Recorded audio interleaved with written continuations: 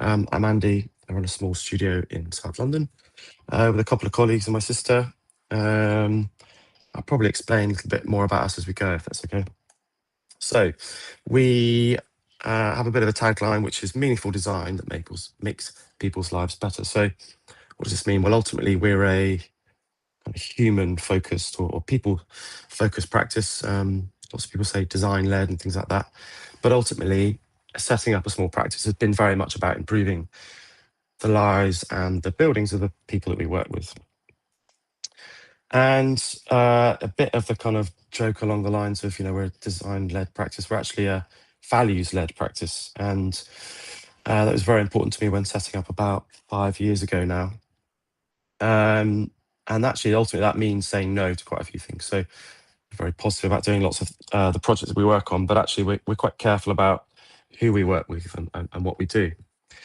And we recently codified this into a series of 6 values, which we have published and stand behind. And we've been kind of doing this since we started, really. But actually, it's quite nice to kind of write them down and bring to and share them publicly. And a lot of people talk about values, but don't actually define what they are. So very briefly, the first one, go together.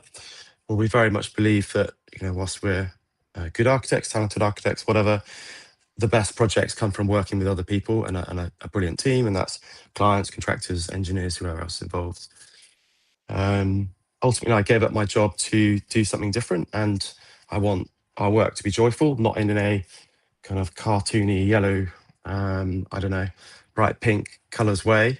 But actually, we do spend a lot of time working on projects, working together, and actually, we should enjoy the process.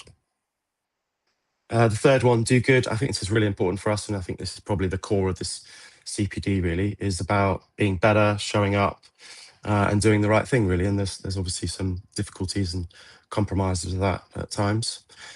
Creativity, I think everything we do is creative, and that's whether that's solving problems or just some other kind of things that we bring to projects. And pushing on, I think ultimately, we need to do a bit more sometimes and go the extra distance. This is a little cartoon of someone sweating for the extra mile. Hopefully we don't have to do it too often, but I think it leads us on quite nicely to owning it, and we're very aware of our responsibilities and contributing to the built environment. But more importantly, getting stuff done, and that's a bit more meaningful when you actually do these things and build these projects out. So, sorry to put a picture of this man so large on your screen at lunchtime before you've eaten, but personally, I kind of reject the idea of experts in terms of our own thinking. And I'm sorry if you were told you were going to see an expert today, but actually, the process of our work and what we do, I think, is more about learning, constant learning, refinement, understanding, reflecting, and so on. And I think the term expert suggests we know it all, and we might just stop there. Maybe I'm overthinking this. Most importantly, we're architects, so a lot of people don't really say what they do on their website, but I think we're quite clear about what we do. We've worked on a range of things, from historic buildings in Oxford to schools in Hampshire. More recently, we have developed a cricket pavilion, lots of residential work, and some education projects. So we're quite interested in a broad variety of projects that we work on. So sales pitch over. I think one thing that had an impact on me and the way I think about practice was Grenfell. I think we all understand the impact of that. But actually, in the day-to-day, that means leaving every building better than when we found it, not using the materials that were used in those in that project. Comes back to our values in terms of responsibilities and so on. But also, most importantly, realizing that architects often moan about not being able to do much, but I think we do have real agency in our work, and are able to do good through that, really. So a little bit about perception of sustainability. Now, this is my dream car. I don't think I'm ever going to own it for lots of reasons, but actually I think it's an interesting thing to ponder in terms of if I was to buy this and drive around my local area. Lots of people think I wasn't very sustainable. That's water, by the way, not IPA. But actually, the impact that we have day to day is through our buildings. And actually, if we were to make every project that we worked on, I think we're up to about 120 projects in our folder so far. If each of those have been improved by 25-30% in terms of their embodied and in-use carbon, I could drive this thing around for as much as I want. So when I was, I think maybe 16 at college, I went to the Centre for Alternative Technology and pooed in a composting toilet, maybe oversharing. But actually, sustainability, I don't think really needs to look sustainable. As much as I enjoy some of these projects, I don't think it necessarily needs to be the feature of the project. I think we're interested in the architecture in a more general sense, and actually achieving good building quality and sustainability through our work without it being the main feature. And one thing that comes up in terms of our work and talking to clients is the energy shock we've had recently. So, that has had a real impact on how clients think about their buildings when they're buying residential projects, certainly, and certainly commercial projects as well. But when we talk to them, actually, they're much more interested in improving thermal comfort and their bills, but also, in many ways, not quite as worried about the long-term payback in terms of how much am I spending, how much I'm going to save on bills, and so on. So a couple of case studies. The first one is first one, which we called a flat retrofit. I don't know any other way of quite describing it, but it's summarised as bringing this all together. So our client, well, let's maybe just talk about the site first, actually. Quite an interesting site in Streatham, and I think built around 1903, 1905, purpose-built flat on a very, very long strip of land, which terminates a short terrace here. Quite an unusual plan, and unfortunately brings with that three sides of an envelope to lose heat through the solid masonry walls. So our client, also massive ventilated void underneath there, air whipping through and very, very drafty and so on. So our client was quite well informed about all these types of things and had gone to PV installers, battery people who did underfloor heating and so on, and couldn't quite bring it all together. So he approached us, or rather we bid for the work, and basically developed a refurbishment scheme for him. At that point, we didn't really know a great deal about some of the techniques that we'll talk about here. So ultimately, we coordinated a proposal for him, improved the layout in some ways along the process, and also designed and gained consent for a garden room, which allowed him to have photovoltaic panels because he didn't have access to the roof because that is part of the flat above. So the main approach is getting what we call the jacket right. So this envelope, getting that right, and I think there's some discussion in the world at the moment about whether that's actually the right approach.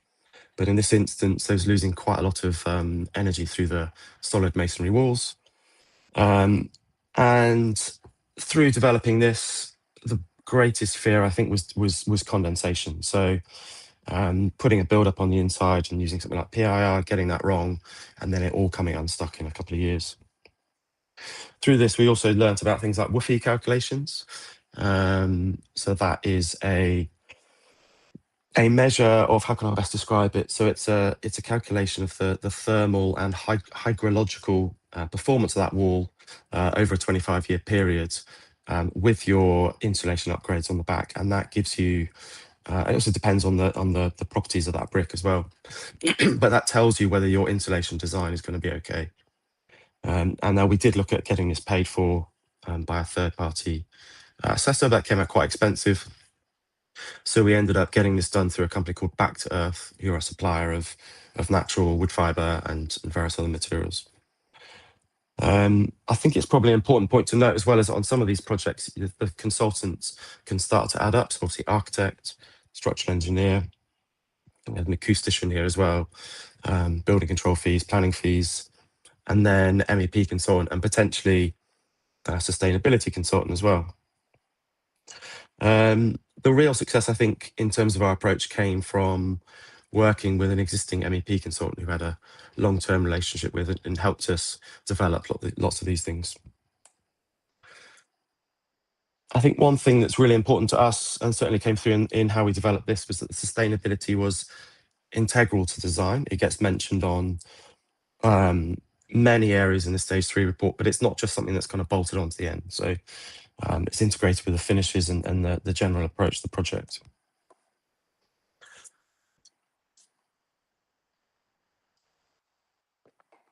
So try not to have too many bullet points in these presentations, but just as a summary that you can take away, the main details of the project. We used internal wall insulation, sorry for the acronyms, wood fibre to all the external solid walls, and obviously there was 3 sides to that. New thermal insulation to the party ceiling to stop all the heat going to the flat above, but also to have a compliant fire and acoustic separation there. Floor insulation underneath that very, very large ventilated floor. We did design it, but ultimately our client, the costs weren't really working out for him, and he found a man who didn't mind crawling underneath it and installing it from below, which actually worked out quite well.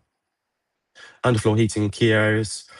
We had new radiators and pipework around, and actually all of those, all of the pipework and radiators and underfloor heating was sized for having an air source heat pump come in later, which we've got planning consent for. But actually the gas boiler was retained and changed, I think literally a few days after the contractor had left site. And that just slotted straight in, but obviously he saved a bit of money by doing that himself. And we use this as a strategy now, so that actually we design this so that the client can then flip out gas to the air source heat pump later, whenever there's a suitable incentive or whatever that's going, because it changes so frequently at the moment. We also had an MEV system installed for ventilation, mechanical extract and ventilation. Obviously the air tightness was improved through doing all the walls and ceiling and floor and so on. And then obviously the new garden room we talked about, and that also gave me a location for a battery. And most importantly, a very happy client.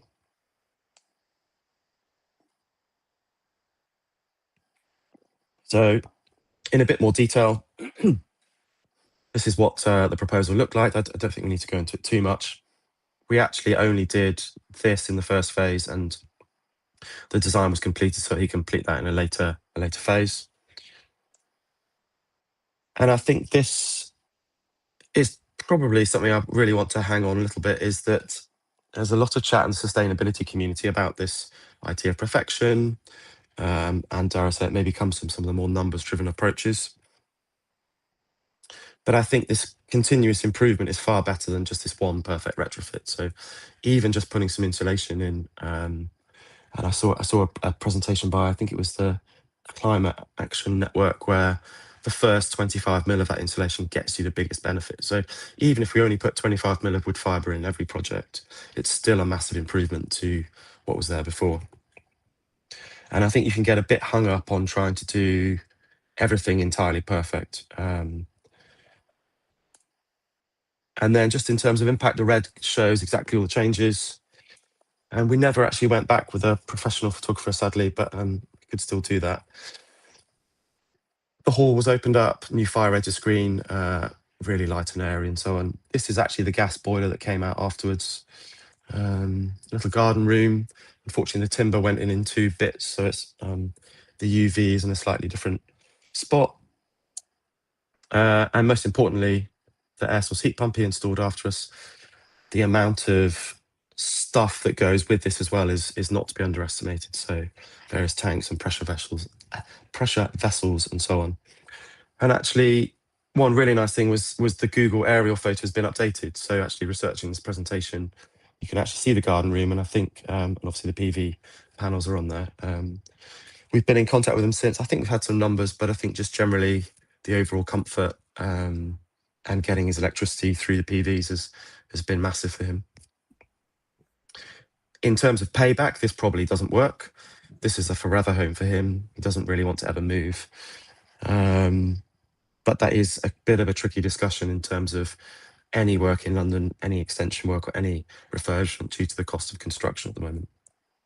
So how did you address that with him? Because, we've had we've had previous sessions on meshwork where the thermal comfort has been the priority, but not obviously, but there are, the masses don't necessarily think that way. So in practice, how do clients respond to you when, the most responsible long-term design choice has a weak financial payback? Yeah, I mean, I think hopefully I'll cover it in this next section, believe it or not, but I think we show it from day one, and ultimately it's their choice to take it out rather than add it. So it's just there all the time. Mm-hmm. So every project we work on has internal wall insulation shown. If you don't want it, take it out, that's no problem. And we'll often design it to tender, and by the time we get to tender, the scope of work, there is a line item that can be removed from there. But I think having put that in, we've never taken it out to date, I don't think. Clearly not everything goes to site, so maybe let's say 1 in 8 project probably goes all the way through to site that we look after. Cool. I mean, it's a good question because it sets us up rather nicely. But ultimately, we onboard our clients now with a little type form. Obviously, everybody hates surveys, but we try and make it as enjoyable as possible and tell them to sit down with a glass of wine or something. But ultimately, when we talk about budget, how long are you going to live in the property? Because that has a massive impact on what you might consider spending on it, of course. And obviously, you can see the options there. But also, there's sustainability measures. So, most people are pretty clued up about this stuff, really. So, what are you up for? And actually, people usually tick multiple options here, and then that goes into a report, which is every client that works with us on a domestic project is encouraged to go for an appraisal study, and we analyse the existing property. Everyone that we've worked on to date, suffers from overheating and is too cold. So, but playing this kind of cartoon back to clients has often helped us justify changes as they come through. So that appraisal study often has 3 or 4 options, depending on the project. But I don't know if you can start to see, but actually each one of these always has internal wall insulation shown, or in this instance, external wall insulation. And ultimately, the biggest thing with budgets is trying to do less, really. So we want to solve this in a way. I mean, if we look at these options, we go from what's the least we can do to, what's the most that you want to do. So most people would fill that side return in. Our approach is that that's rarely the right thing to do. Generally from a spatial perspective, but also in terms of the amount of steelwork you need, the amount of area that you need to cover and so on. So just simply reducing area of development is a massive thing in terms of cost, but also sustainability. And within that, there's also these standard slides. So trying to get people to think about sustainability from a passive point of view. So we don't want active measures ideally. So be lean, use low carbon construction, timber or whatever that is. If there's ways of shading, we have a lot of excuse me, and we have a lot of people saying, oh, we really need AC. And my general response to that is, if you've ended up with AC, we've probably failed in terms of our design. And hopefully we can deal with that through trees and planting and shading. I mean, this is even taken from the Heritage England Guide, where they've now come up with, acceptable shading on heritage buildings. But also a lot of what we do is about natural ventilation and stack effect. Obviously that relies on a climate which is cool enough to kind of bring ambient air in to sort that. But also thermal envelope upgrades. And this is the biggest thing we do, which we commonly refer to the jacket, really. Sorry, Christopher, do you mind helping me out a sec? I just need a bit more water. And then in terms of active measures, this stuff can kind of follow on a bit afterwards. So solar panels, obviously battery storage, air source, we all know these techniques. Some of these things are a bit easier to do than others. And we've already talked about this in the Retrofit example, but there's always something else that's going to come along. So ultimately, the point is we talk about this from day one, all the way through.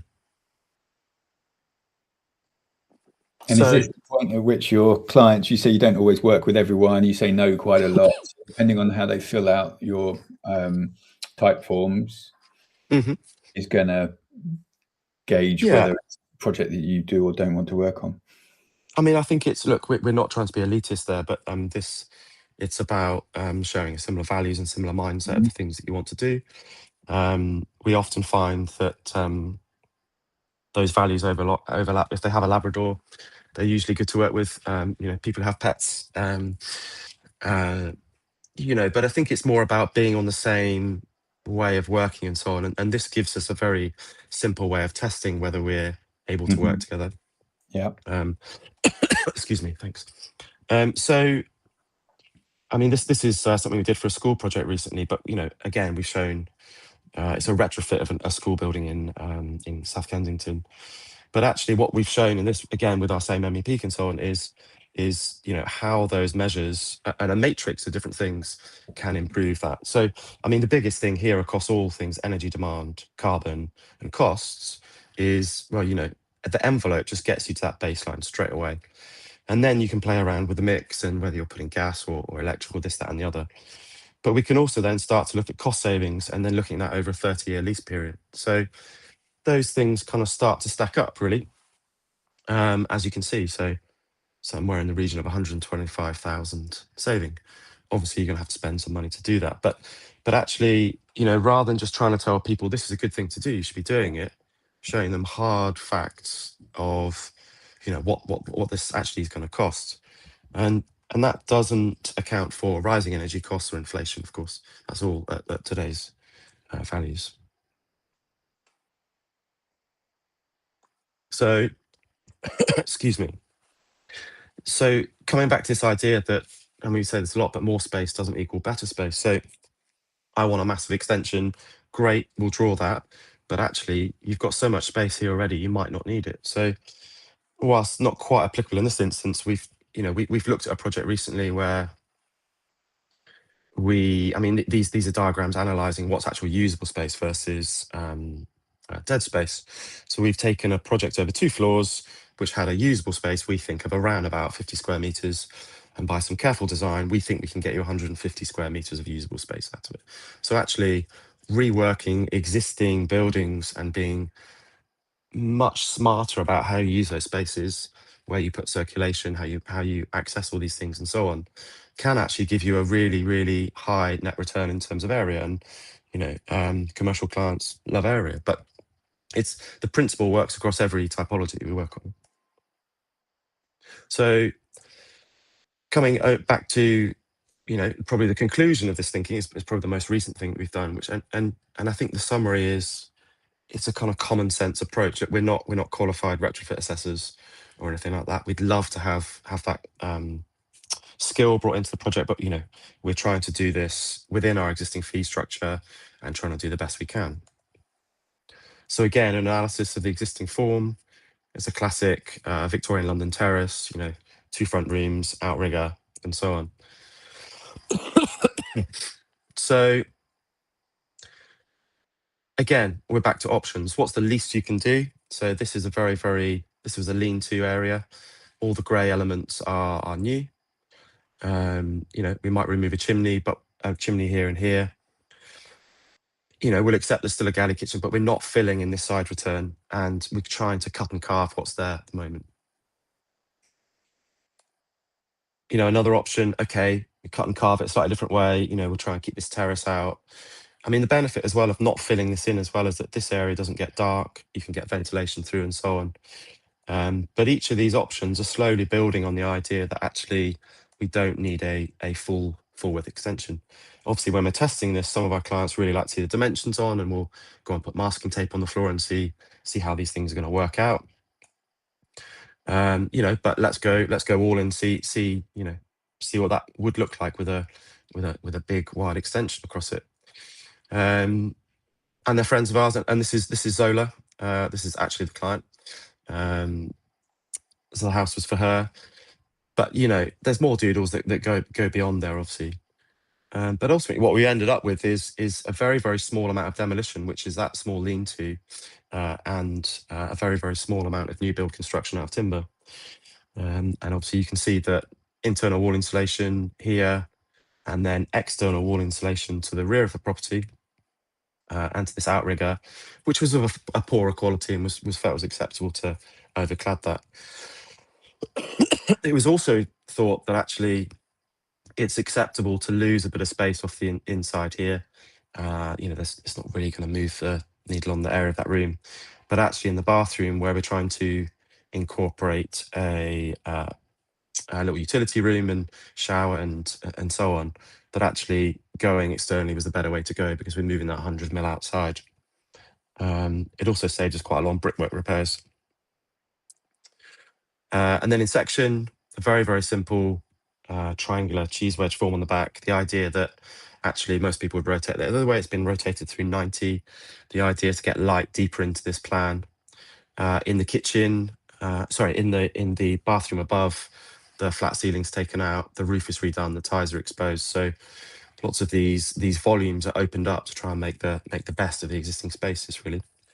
And when I first presented this and talked about it, we said we'd only use one steel. That's actually incorrect. It's been a bit naughty. We used one steel across here, another steel here. I think there's another steel in the loft there to pick up that chimney, and there's another one there. So there's 4 steels in there. It's not excessive. Maybe we could have done with less, but actually in terms of the overall carbon calc, it was okay. We've since used recycled steel on another project in North London, which was a house for an engineer, and actually came through them. That came from Cleveland Steel, and I think we'd look to do that again. Again, quite a simple section, but you're making the most of the existing property, and you can see why we've gone externally with that because of the space between these here. And then just key details for this, really. So I think the main thing is just this, this be lean, do as little as you can. It works well for budgets, obviously. The loft extension and the ground floor had already been insulated to an acceptable level. Had internal wall insulation as the main element of the house, external wall insulation, minimised steelwork. It's actually 4, a bit incorrect there. Timber construction, obviously, again, this is the same thing we've done here with new radiators, underfloor heating and pipework for the air source heat pump. An air source heat pump hasn't arrived yet. Localized fans in MEV to get us ventilation and obviously improve their tightness. They've had a winter in it. It finished in October last year, and it's just such a pleasant place to be in. The kind of low temperature underfloor heating in the kitchen area is just works wonders, really. And 2 happy clients. And actually, if we come back to the idea that, well, actually, sorry, we need to deal with the carbon calculation first. So we started looking at putting awards submissions in for a couple of things, and they give you a list of carbon tools to choose. And in this instance, we chose the mesh version. And my colleague, Christopher, who's much, much better at adding things up than I am, went through this, and I'm led to believe he actually enjoyed it. So just in terms of the amount of sequestered carbon I think I'll be happy to share this as well to see whether we've got it right. It may be that it might come down a bit and people might want to critique it. But we were quite impressed. Well, I mean, we're over the moon with the fact that actually a relatively sensible approach, not overly involved, I think, in terms of sweating the retrofit strategy and so on, got us a really, really sensible output. And actually this is, I mean, it's shocking to think that this is an average design that we're achieving, but actually with not too much effort in terms of design and spec, we got to a really, really decent specification here. And actually all of that is great, and obviously, but actually we still managed to get that within a quite a contemporary and successful retrofit. Also a bin and bike store at the front. This is our underfloor heating, which works really well with these Ketley tiles. Natural ventilation through here, one of our bits of steel. But it doesn't look like a mud hut. It wasn't made from tyres, but hopefully achieves some similar goals. And look, clients are very happy with it. They're going to live here forever, as far as we know. So the impact that's been had through this is extraordinary. And there's still been room in this for having some fun with materials. We really like this galvanized crinkly tin. It's also £18 a sheet.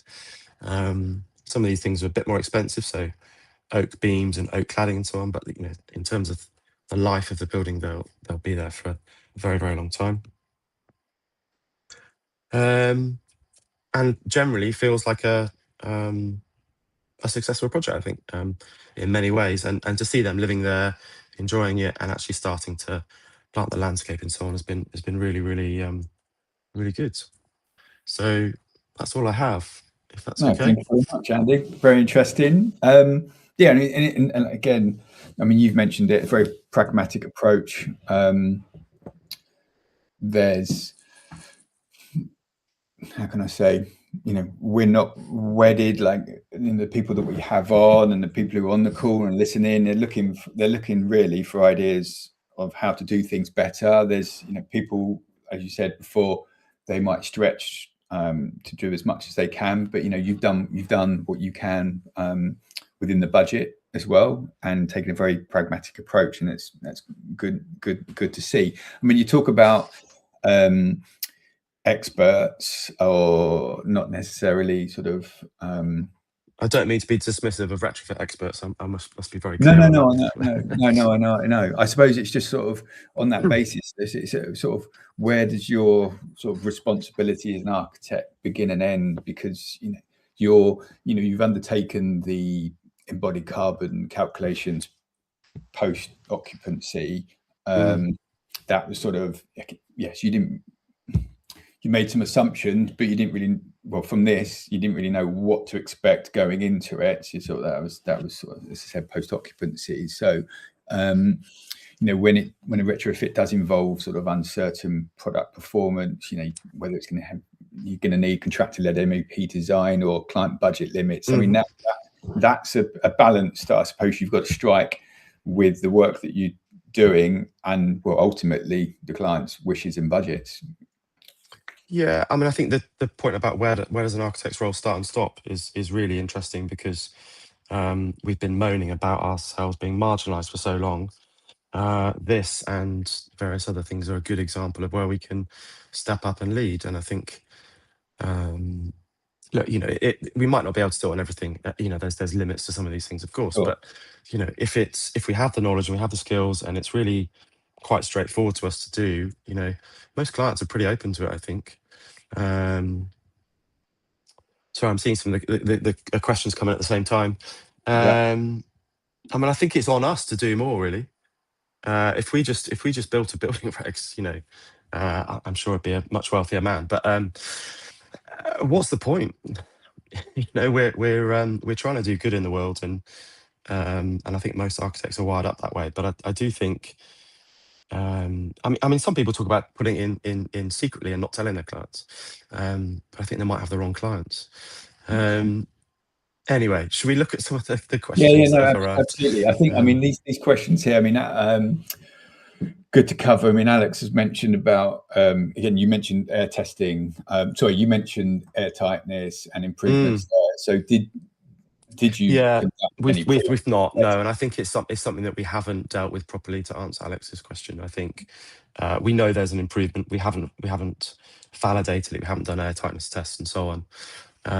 It is something we should do more of. I guess it goes back to the previous conversation of where do we start and stop, and actually we are doing it on the cricket pavilion at the moment. So I think the trouble is, it's not a requirement for the smaller projects, is it? So I think I'd like to understand it in more detail, but I think it goes back to this thing, and maybe you'll tell me it's a cop out, but not every project's perfect, and that's the next thing we need to engage with and improve and as we go.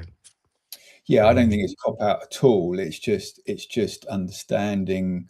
Well, again, you mentioned about learning and everything. So and you've made an assumption that a lot of the benefits come in the initial work that you do. Some insulation is better than none, etc. And I suppose from an air testing perspective, you can. If you do that test, then it might inform on future projects. I've just seen Alex. I help understand what Alex has made the point that it does help understand what does work. Tobias, what's your preferred material for internal insulation? Do you always use the same? So I mean, we've generally been using back to earth There's a guy there called, I forgot what his second name is, Chris. Chris is down here. Actually. He's about 10 miles away from Is me. he? Okay, yeah. So he's been massively successful with his business and very hard to get hold of, but now he's got lots of people who can help Yeah. us as well. But we generally end up using Styco, wood fibre insulation. It's usually, I think there's like the original plaster comes off, there's a clay plaster layer that goes back on, and then it's built up in layers for timber battens, and then we actually use plasterboard on top rather than lime plaster and so on. It's generally a spec that we're using project by project, that's starting to be standardized. Stephen, who's led these projects, is on the call. But actually, it's always checked back against with Back to Earth as we go through there. So the next one was from Megan. The construction cost, I think it says on our website 250k. That doesn't include the kitchen. In terms of MEV rather than MVHR, I think it's complexity. And we haven't actually done MVHR yet. And I think just generally improving the ventilation has been a bit more successful. I think we would like to do some, but I think it's just that larger coordinated piece of work. So have you done like, I presume you have like new builds? Because we had the guys on from Zenda last week or the week before, and from a retrofit perspective, when it comes to MVHR, I mean, yeah, can obviously get quite clunky, complicated.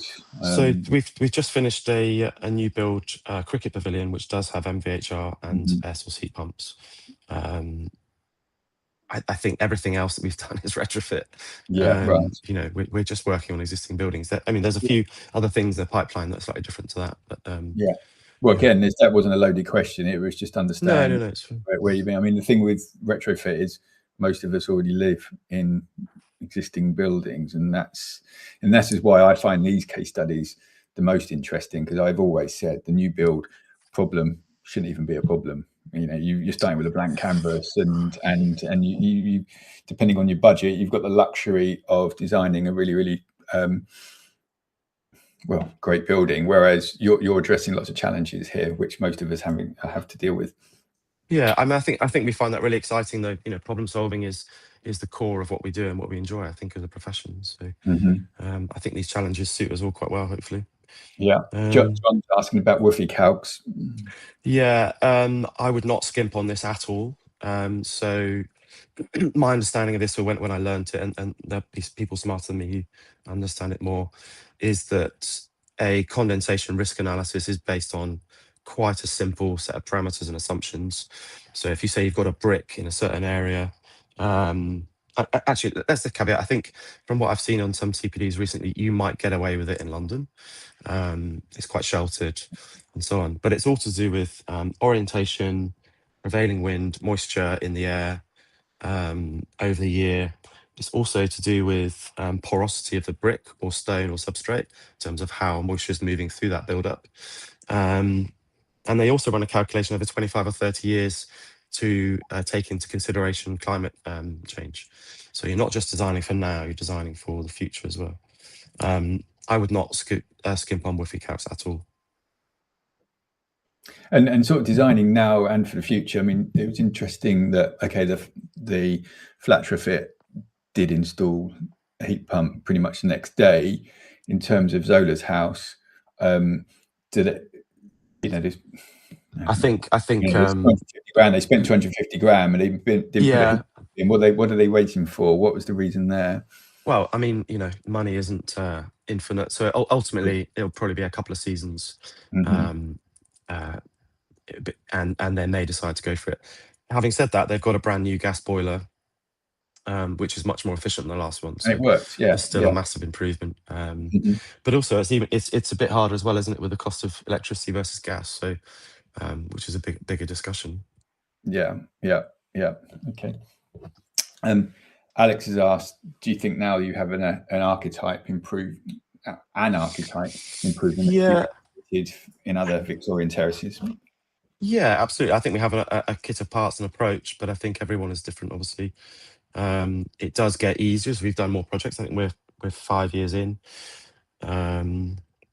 seems to be a bit of a critical inflection point for most practices. And I think, at that point, I think we're much more confident about doing this. I think the idea that we can standardize these things has been tried. And I think there's various studies that have done it, but I think there always seems to be some quirk that doesn't quite allow it to be standardized. I'm not quite sure why. But it's mad that we don't have a UK-wide retrofitting, government sponsored scheme, but also the fact that there's lots of insulation that's gone in, which is PIR usually, that's now coming out because of people not getting the calculations right and not doing condensation risk Yeah. analysis. And unfortunately, Instagram occasionally serves me people refurbishing their own house and putting PI all over everywhere. And maybe it'll be okay. Maybe it's not. I'd rather know, so I sleep a bit better at night. Yeah. Yeah. Emily's thanked you for sharing, and she'd be interested to hear how you estimated the overall cost of the project in the initial phases, especially around the sustainability upgrades. Emily is my former boss, actually, so it's nice to have her on the call. Thank you, Emily. I think this comes back to the point around the amount of consultants that you're able to have at in domestic projects. So we've look, we're not working on £800,000 projects in Highgate, whatever it is. Most of these are around about the 200, 250, sometimes up to 300k mark. It's usually coming down to a kind of sensible approach. Ultimately, we don't have a QS. It's getting out to tender or negotiated tender, and then using that as a line item exercise to go through and see what you can actually keep in. It's a constant source of worry. We have found that QSs have killed projects for us, unfortunately, by overestimating this. So we tend not to use them on smaller projects. And I think a lot of the conversation comes around, let's be transparent. Somebody says they've got X, they've actually got Y sometimes. There's all sorts of things, and you can say to people, you can't afford all of this, can't afford all this. We're happy to design it, but please be prepared to take some of this stuff out later. It's a constant tricky situation. Usually works out okay, but it comes down to that tender return or negotiation, and actually that line item on the scope of work, and seeing what actually is important, what they can afford at that time.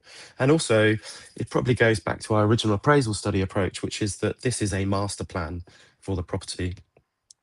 You might just do the ground floor now and do the upper floors later. Not always such a good idea with internal wall insulation, of course, but it's really important you design it as a whole in its totality now, so that anything you're doing later is not, nothing else that we're doing now is going to get in the way later. And that is how a lot of projects go forward past that initial feasibility stage, really. Yeah. Yeah, I mean, I, as everyone knows, I'm no expert here, and but you're dealing with the type, as you exactly said, the types of products you're dealing with the budget. Then you're having to make those judgments and just bring people on that journey, and you've got to be mindful of the cost of many external consultants, and it's just there is no actual answer. You're having to deal with a live situation of trying to do the best you can within the budget that's being offered, and again, there's no guide, there's no right way, there's no wrong way. Well, there's perhaps there's a way that you can't do things as well, but that's an everyday conversation. Again, from mesh perspective, from what I hear, there's obviously project sizes where our involvement would work, and where it's not going to work just because the budgets aren't going to be high enough. I mean, you initially spoke about sort of that distinction between actual impact versus perception when you're talking about the flat. I mean, would you ideally how would you measure the actual impact in your projects and predicted energy savings? I mean, again, that's sort of just going back to the previous point, I suppose. I mean, I think if you go back to the first case study, I think, if costs were like, okay, he did have a set budget, and we worked to that and so on. But actually, if you look at what's the minimum we would have done there, I think the thermal envelope upgrades would have been, the massive thing, because he's sitting in his living room, with a cold draft on his neck coming up from a 2-foot volume under his floor. So I mean that in my mind that's non-negotiable. He could have then built the garden room the year after and so on. We could have put a duct in, but actually he's phased it in a slightly different way in those 2 rooms that weren't done, and probably done that. He might have done them himself. But I think it comes back to that passive approach, and I think I would always veer to.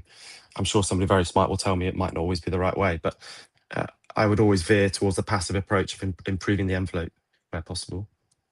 No, absolutely, and I think you underselling what you're doing here, and being mindful of, again, the reason why we exist is just to share what people are doing, and you haven't set out to be like, if you said, you don't live in a mud. You're not looking to look as if you live in a mud hut. You're not standing there saying, we're doing everything that we can. You are being very pragmatic, and absolutely, and that is not being, your approach is, most people still not undertaking that approach. So this is great for us to see how you can make a difference on a terraced house in London and on the flat as well, with a reasonable budget, but but not chucking loads of money at it, to come up with the best thing possible. You've done a very, very good job in making this house much more comfortable for the inhabitants, and as it happened, it very much stacks up from a operational and embodied carbon perspective as well. So it's good that you can. There are those tools there for you to sort of retrospectively look back and being able to adhere to some of those awards criteria as well. Just show what you've done, and that's where the learning comes from, because you now know. And then Alex talking about having sort of a set archetype in to go forward. You've over the last 5 years, you've now built this learning. Speak to clients, knowing confidently that you can deliver them a really nice home that's going to be much more comfortable for them. If there aren't, that's what people want at the end of the day, isn't it? Really. Well, it is. Absolutely. Yeah, we've got in a couple of weeks or so, we've got Paul Tester from HEM. So he's going to be talking about his own retrofit. And when it goes back to this question about how does it stack up? I mean, his house was featured in a Mail Online feature, and the abuse that he got from the comments underneath was incredible, because financially it doesn't stack up, but he's not doing it for that reason. And okay, yeah, fine, some people can afford and can't afford to do that, but people can see that he's created a home where thermal comfort is the be all and end all. So and absolutely. And if you can help deliver that in some way or other, then I think that's what most homeowners would want to do, or at least experience. Obviously, cost does come into it.